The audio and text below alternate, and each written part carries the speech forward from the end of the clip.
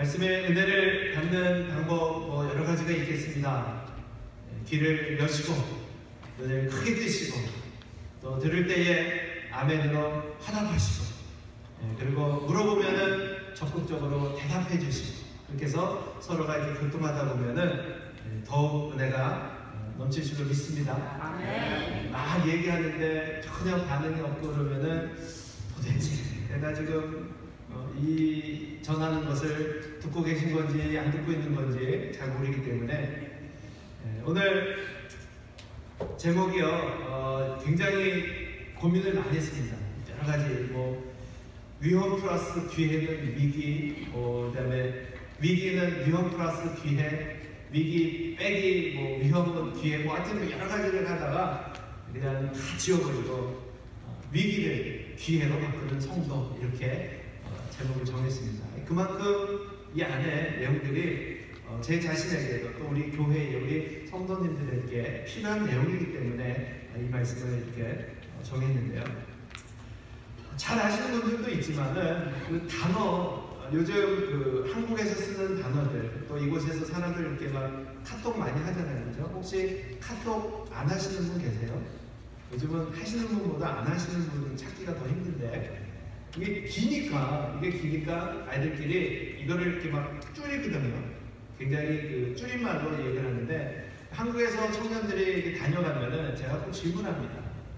야, 요즘 한국에서 잘 쓰는 말이 뭐냐? 왜냐면은 저도 한국을 떠난 지 오래되니까 도대체 같은 한국 사람, 같은 한국말을 하고 있는데도 알아들을 수 없는 말이 너무 많은 거예요. 그래서 배웁니다. 요즘 많이 쓰는 말이 뭐냐? 그랬더니 이제 좀 지난 말인데 대박. 그래갖고는 올해 대박 갖고 제가 좀 많이 싸웠습니다. 도대체 대박이라는 단어를 왜 쓰는 거냐? 그러니까 이게 좋을 때 쓰는 거냐, 나쁠 때 쓰는 거냐? 근데 이게 양쪽을 다 쓰더라고요.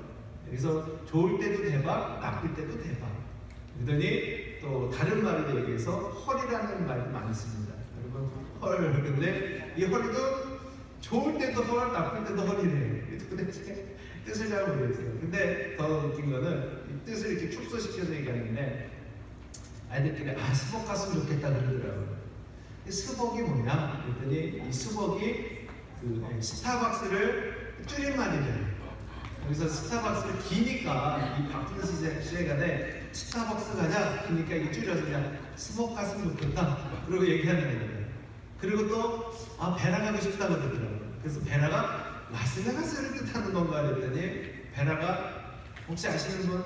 베스킨라빈스. 예, 베스킨라빈스. 야, 이게 한국 다녀오신 지 얼마 안 되셔서 베스킨라빈스가 베라라고 얘기하더라고요. 이 말을 긴 단어들을 그냥 이렇게 줄이는 거예요. 그러더니 안습하다. 그래서 안습하다 이게 뭔가 봤더니 안습이요 안구에 습기 차다래요. 그러니까 이게 안습이라는 것은 안구에 습기가 차니까 슬픈 거예요. 눈물이 나는 거를 안구에 습기 차다라고 안습하다 그러면 자기가 지금 슬프다는 거를 표현합니다. 이게 좋은 누가 얘기하죠? 세종대왕님이 살아계셨으면 땅을 치고 막 통곡하는 것이죠.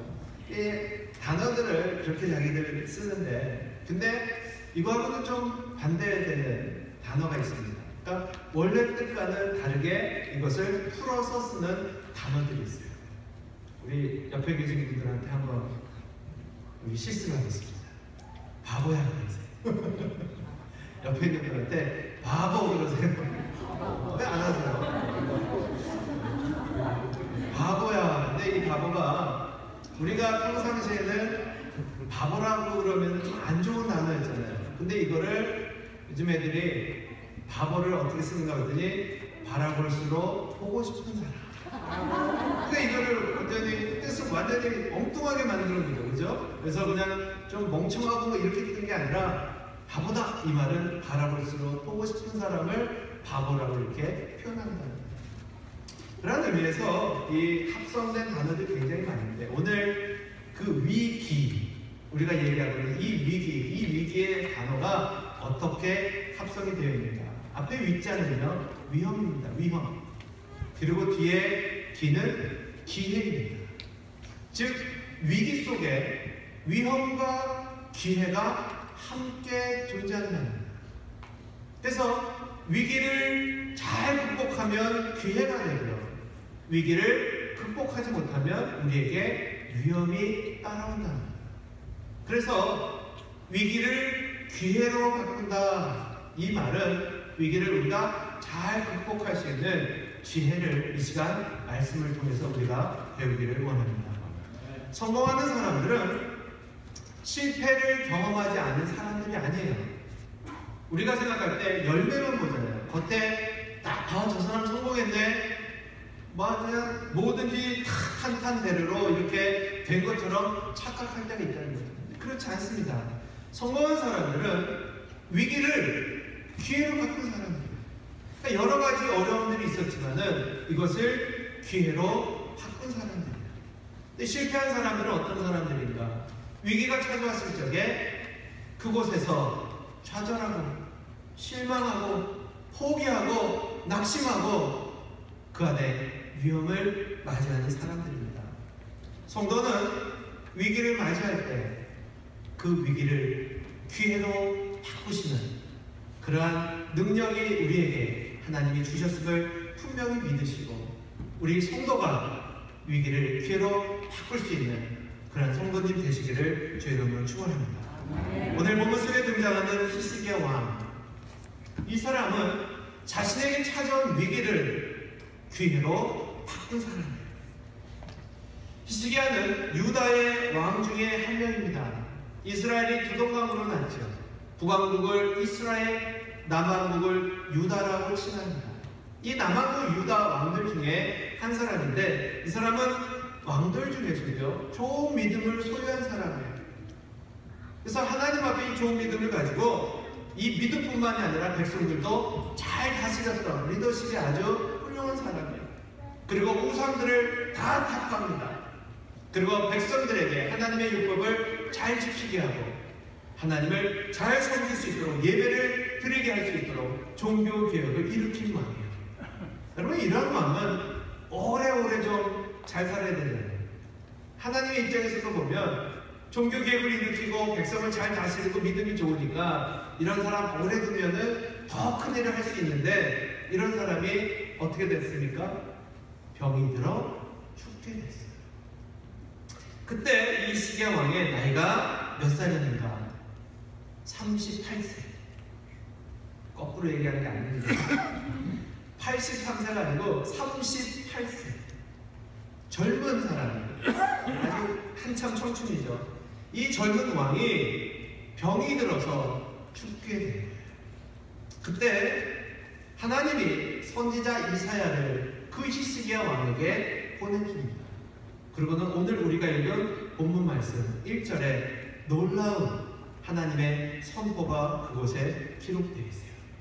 우리 한번 1절을 다시 한번 읽어보겠습니다. 1절 한번 비춰주세요. 한번 1절 읽을게요. 시작.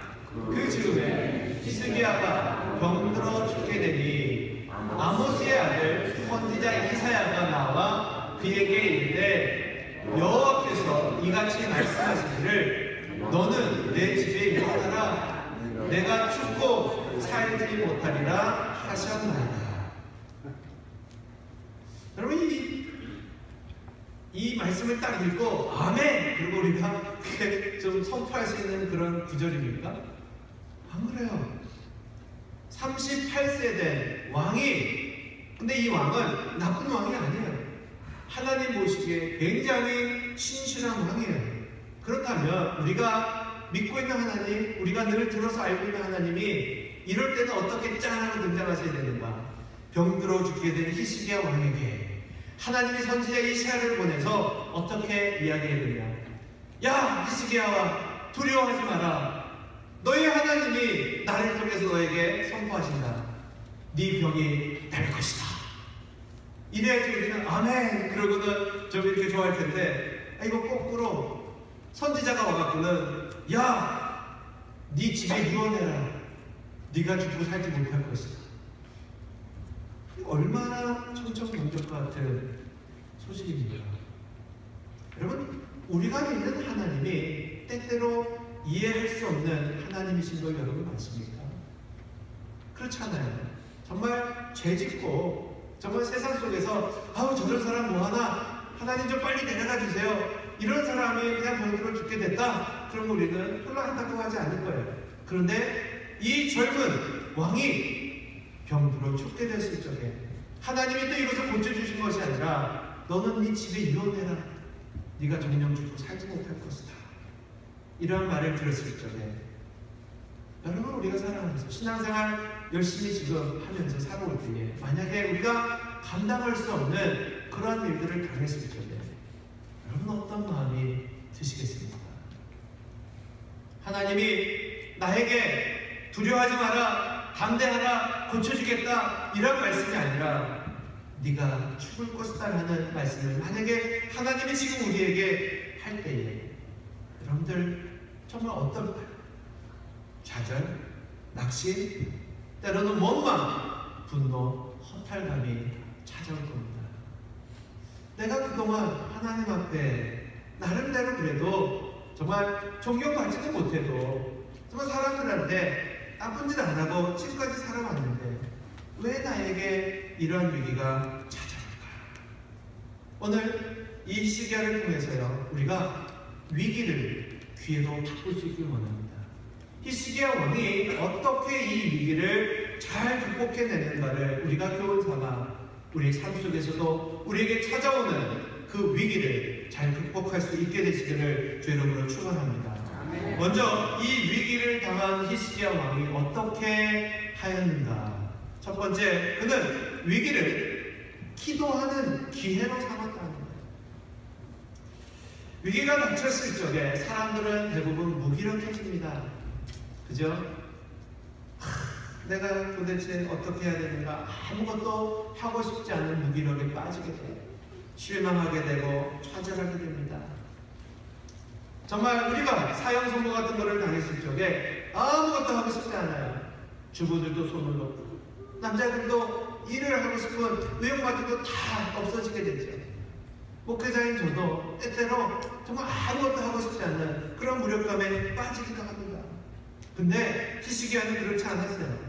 네가 죽을 것이다. 네 가족에게 이혼하라. 그랬을 적에 자기 가족들을 불러서 자기의 상황을 이야기하지 않습니다.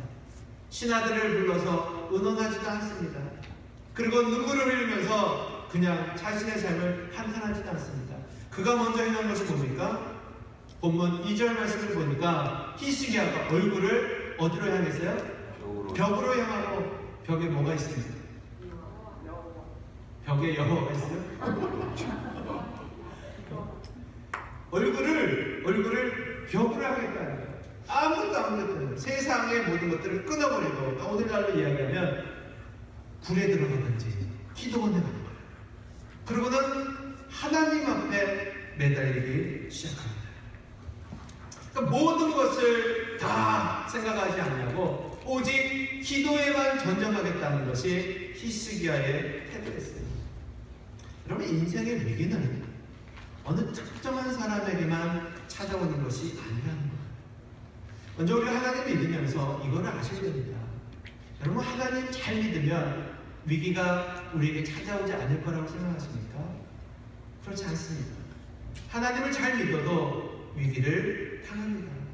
아무리 정직하게, 아무리 바르게 살아도요, 위기가 찾아오더라고요. 술 먹지 않고 음주운전 안 해도 차 사고 나옵니다. 차 사고가 꼭 그런 사람들만 나는 게 아니에요.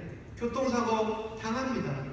지진이 일어나면 크리스찬들 집만 멀쩡하고 안 믿는 사람들 집만 다 무너지는 것이 아니라 크리스찬의 집들도 다 무너집니다. 병균들이 휩쓸고 돌아가면요, 우리 크리스찬들도 병에 걸려요. 그런데 하나님을 믿는 사람과 믿지 않는 사람의 차이가 뭐냐?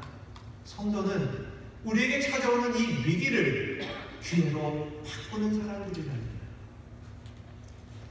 많은 목사님들이 좀 이해할 수 없는 질병에 걸려요.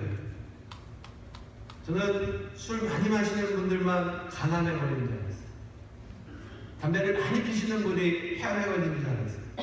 근데 목사님들 중에서도, 유명하신 분들 중에서도 가난에 걸리고 폐암에 걸리시더라고요. 그러니까 우리가 세상의 눈으로 볼 때, 아니 어떻게 목사님이 가난에 폐암에 걸릴까? 그러고는 생각할 수도 있는데 목사님들도 암에 걸려요. 기도 제목을 하나 여러분들한테 요청합니다. 우리 지금 서궁국 사령관님이 암에 걸리셨어요. 그래서는 우리 각 사람님들한테 기도 요청을 하셨습니다. 평생 구세로를 위해서, 하나님을 위해서 헌신해 오신 그분, 이제 은퇴 한 1년 반 정도 남았는데 지금 암에 걸려서 지금 투병 중이세요.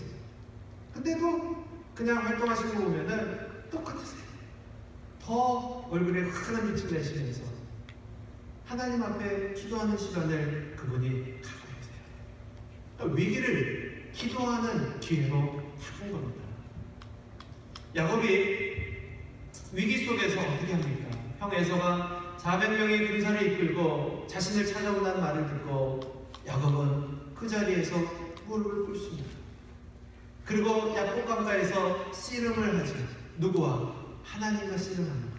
이 씨름이 바로 기도입니다.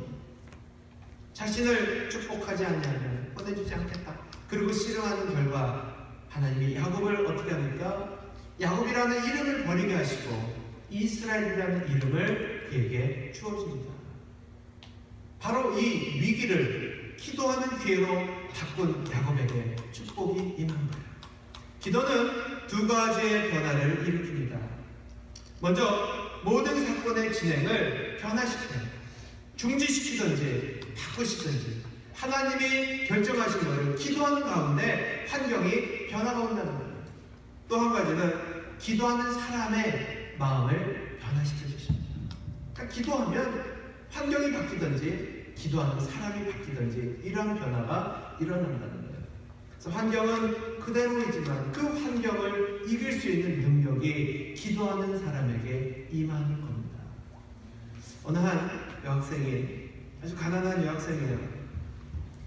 자신의 너무 가난한 것을 피관했어요. 여러분 어릴 때 꿈이 뭐였습니까? 좋은 신발, 사람마다 다르겠지만 이 아이는 친구들이 다 나이키 이런 거 신고 다니는데 자기 운동화는 찢어졌어요. 너무 창피한 거예요. 그러니까 엄마한테 쫄랐어요. 엄마, 나도 다른 친구들처럼 나이키 운동화 사줘. 근데 너무나 가난하니까 이 엄마가 아이에게 운동화를 사줄 수가 없었어요. 이 철딱선이 없는 것이 그냥 이런 거 얘기한다고 혼을 냈어요. 그러니까 이 여학생이 피곤합니다. 왜 우리 집은 이렇게 못 사는 걸까? 왜 나는 이렇게 비참하게 살아야 되는 걸까? 죽고 싶다. 그러고서는 자살을 결심합니다. 그러고는 한강으로 투신하기 위해서 가고 있었어요. 근데 지하도를 이렇게 건너가는데 그 지하도에서 한 구걸하는 사람을 보게 된 거예요. 근데 이 사람이 땅을 이렇게 기어가면서 구걸을 하는데 보니까 다리가 없어요. 다리가 없는 채 땅바닥을 이렇게 기어가면서 구걸하는 사람을 보게 된 거예요. 그 순간 이 여학생의 마음에 어떠한 마음이 들어왔는가? 나는 찢어진 운동화라도 신을 수 있는 다리가 있는데 저 사람은 다리가 없구나. 나는 이렇게 걸어갈 수 있는 다리가 있는데 저 사람은 다리가 없구나. 갑자기 감사하는 마음이 들어오더랍니다. 그러니까 방금 전까지만 해도 왜 나는 좋은 신발을 못 신는 거야? 왜 우리 집이 이렇게 가난한 거야? 그러면은 자기 자신을 비관했는데 다리 없는 사람을 보는 순간에 나는 걸어 다닐 수 있고 찢어진 운동화라도 신을 수 있는 다리가 있음에 감사했다는 거죠. 그러니까 똑같은 환경인데 그 마음을 바꾸니까 이처럼 놀라운 변화가 나타난 겁니다. 기도는 바로 이러한 변화가 우리 가운데 나오는 겁니다. 하나님 앞에 기도하는 가운데에 하나님은 환경을 변화시켜 주시든지 기도하는 그 사람을 변화시켜 주셔서 그 환경을, 위기를 기회로 바꿀 수 있는 그 축복을 하나님께서 허락하신 겁니다. 여러분 위기를 당하시거든 모든 것들을 다 멈추시고 벽을 향하여 얼굴을 돌리시고 뭐에 매달려야 됩니까? 기도. 위기는 바로 성도에게 기도할 수 있는 귀해 있는 여러분 깨닫기 원합니다.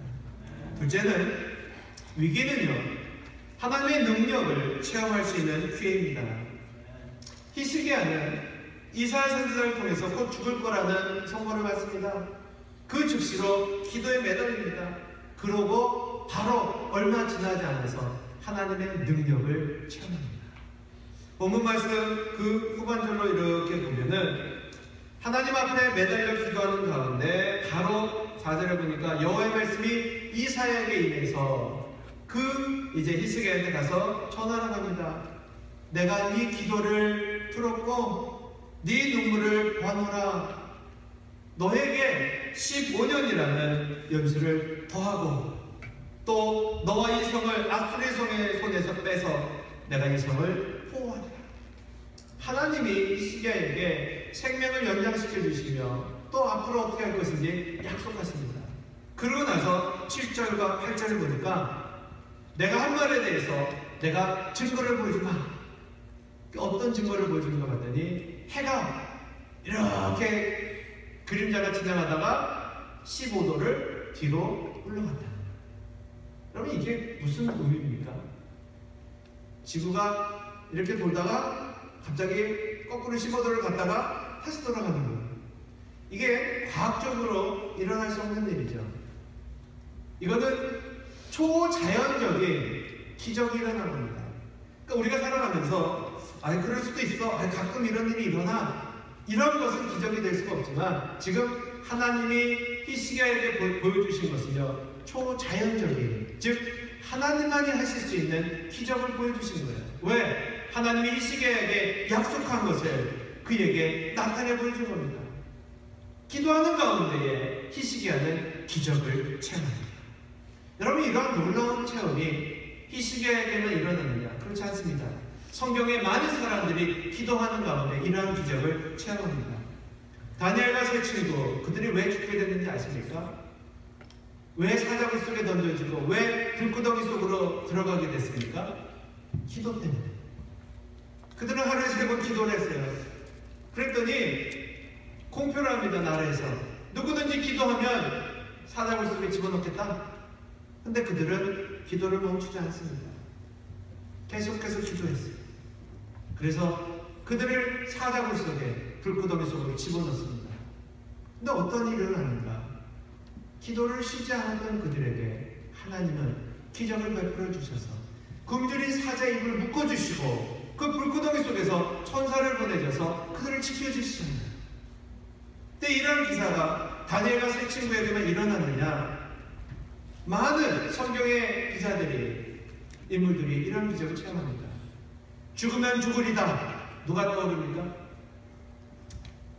에스더 왕비가 하만의 모함으로 인해서 이스라엘 백성들이 다 이제 죽게 됐어요. 그때 왕에게 나가야 되는데, 왕한테 가서 얘기되는데 그냥 나가면 죽거든요. 왕이 불러야지만 갈 수 있는데, 그래서 이 에스더가 어떻게 합니까? 그때부터 3일 동안 금식합니다. 하나님 앞에 죽기를 작정하고 금식합니다. 기도하고 난 이후에 왕에게 나가서 이야기합니다.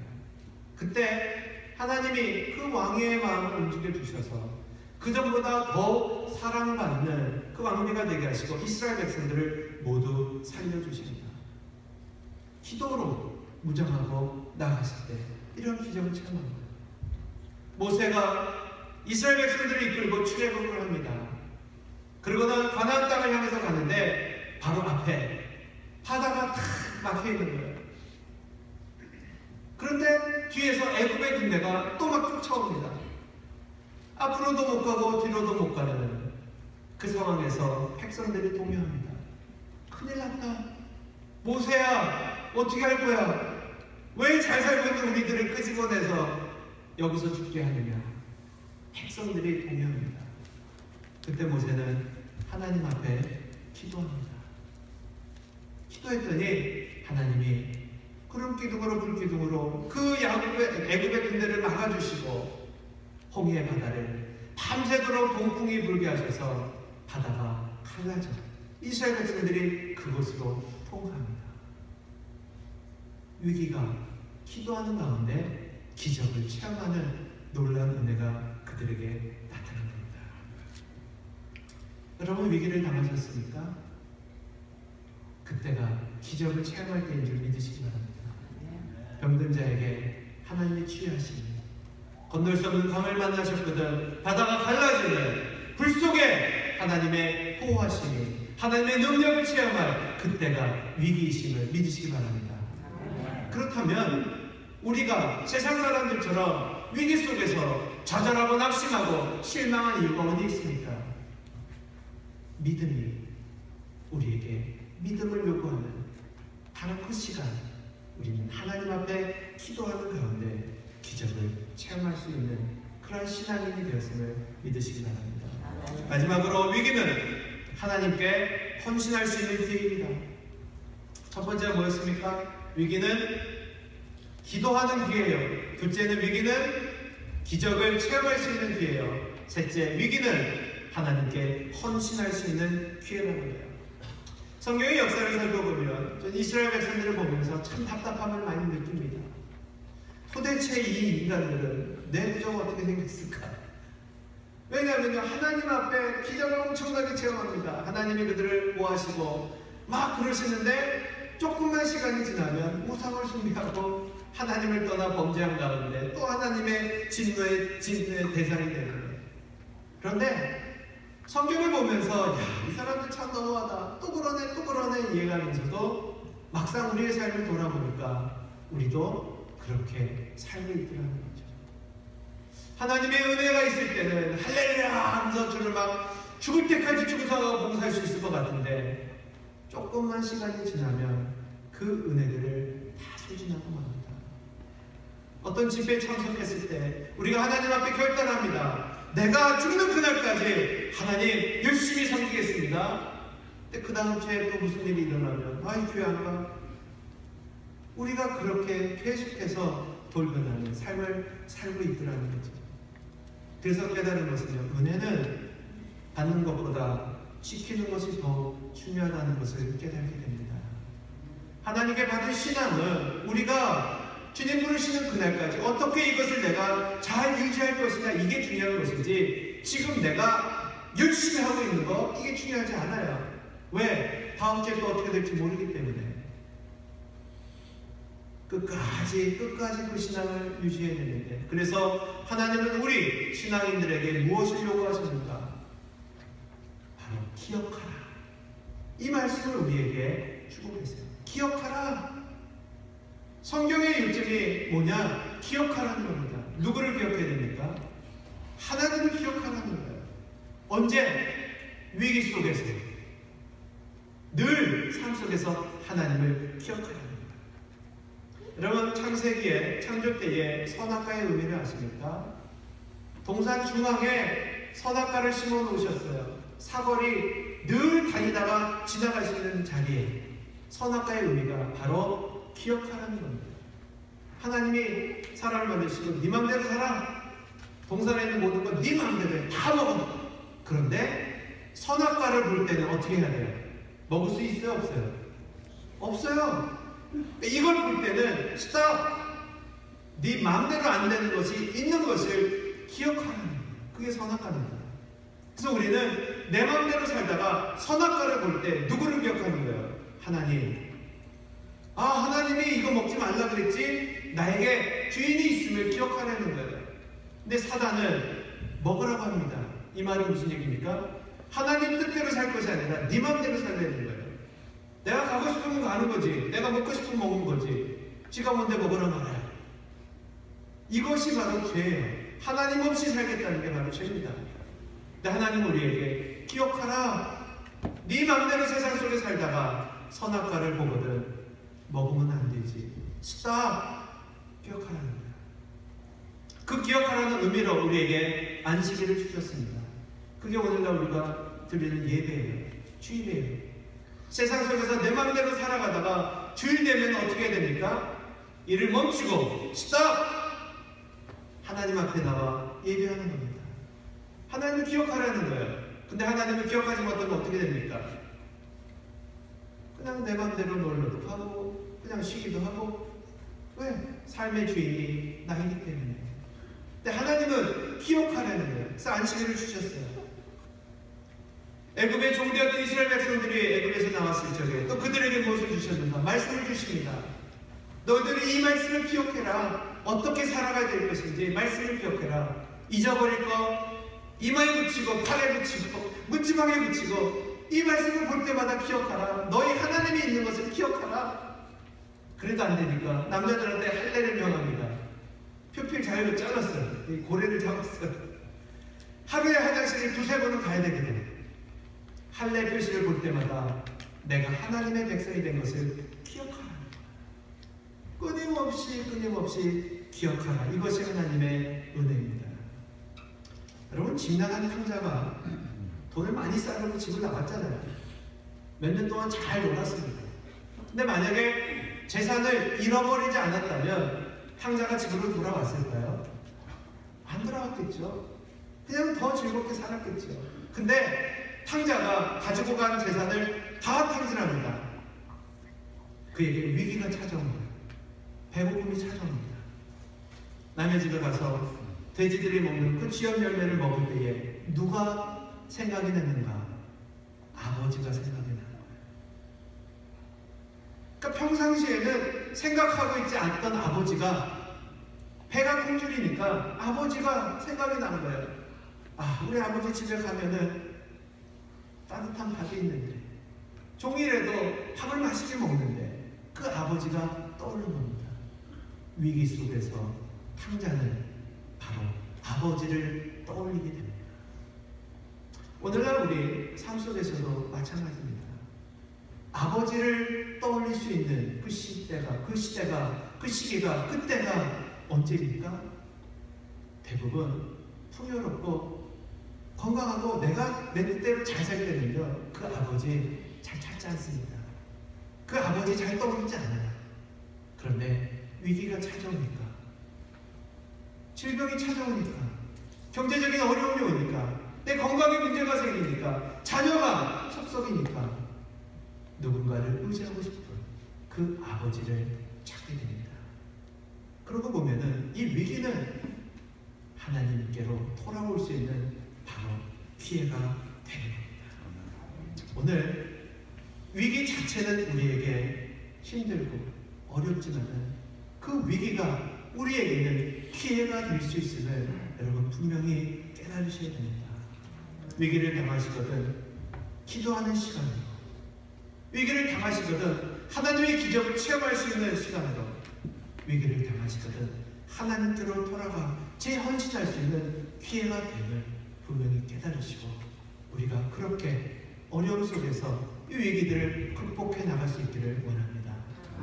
요즘 같이 신앙생활을 하셨던 우리 사랑하는 가족들, 타주로 이사 가시고 사관학교에 또 들어가시고 선교사 파송한다고 또 어디 가시고 이렇게 막 몇 가정이 막 떠나다 보니까는 같이 신앙생활 했던 분들 보이지 않으니까 속상도 하고 마음에 좀 동요도 오시는 것 같아요. 아이고 자꾸 이거 떠나서 이거 어떡하냐 그러면서 막 속상해 하시고 그런 것 같아요. 여러분, 이 위기 상황, 이 상황을 우리가 기회로 바꿀 수 있는 그러한 시간이 되었으면 여러분 분명히 깨달으시기 바랍니다. 전도할 수 있는 기회가 된 거예요. 앉을 수 있는 자리가 있으니 우리가 전도할 수 있는 기회가 된 거예요. 그리고 우리가 그 사람들이 얼마나 소중했던 사람들인가 기억할 수 있는, 또 다시 한번 하나님의 그 축복을 우리가 체험할 수 있는 그런 기회로 바꾸셔서 질병으로 또 경제적인 어려움으로 여러 가지 그 고통 속에서 지금 신음하고 있는 그 가정들, 이번 위기가 우리에게는 축복의 기회로 바꿀 수 있는 그러한 시간들이 되셔서 하나님의 기적을 날마다 체험할 수 있게 되시기를 주의 이름으로 축원합니다. 아멘. 기도하시겠습니다.